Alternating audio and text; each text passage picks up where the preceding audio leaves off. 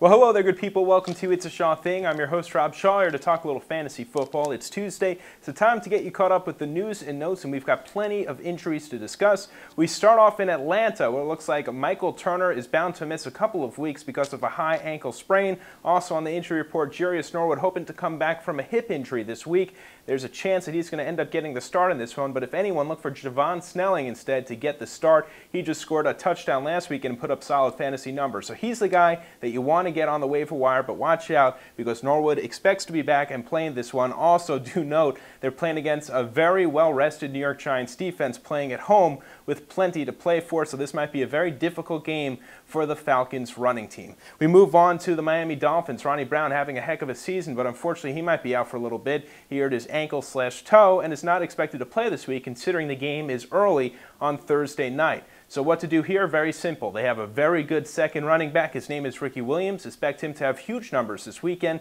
against the Carolina Panthers, or I guess I should say this week. Next up, we move on to the Bengals making some news because of the fact that Cedric Benson's not 100% with a hip injury. In fact, he's questionable this weekend. Well, the team has announced that they're very interested in Larry Johnson, and there's a good chance they might get a deal done as early as Tuesday night or Wednesday morning.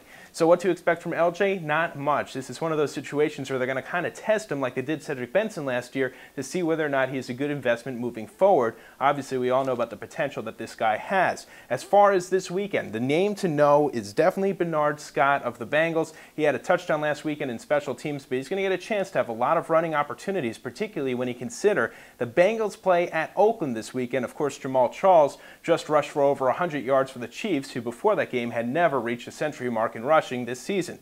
We move on to the Denver Broncos, and their quarterback got hurt last weekend. In fact, when he was hurt, the team was winning. He never returned in the second half, and the Redskins ended up beating the Broncos. So the team needs Kyle Orton, and he actually performed pretty well last week. So is he going to play right now? He's very questionable. I look for some other options out there, but it's not the worst of matchups. He does go against San Diego, and that could typically be a shootout. So if you find out he's going to get the start, he's a player to consider. And we finish up with Julius Jones of the Seattle Seahawks because of the injury. And by the way, it is not broken ribs, but currently hurt his lung in that play. So because of that, it looks like there's a good chance he's not going to play this weekend. The name to know is Forsett, who just rushed for over 100 yards last weekend with a touchdown. Jason Forsett is a fantastic pickup right now. Go ahead, get him off the waiver wire. Well, my friends, that's all for now. We'll update some more fantasy football tomorrow right here at opensports.com.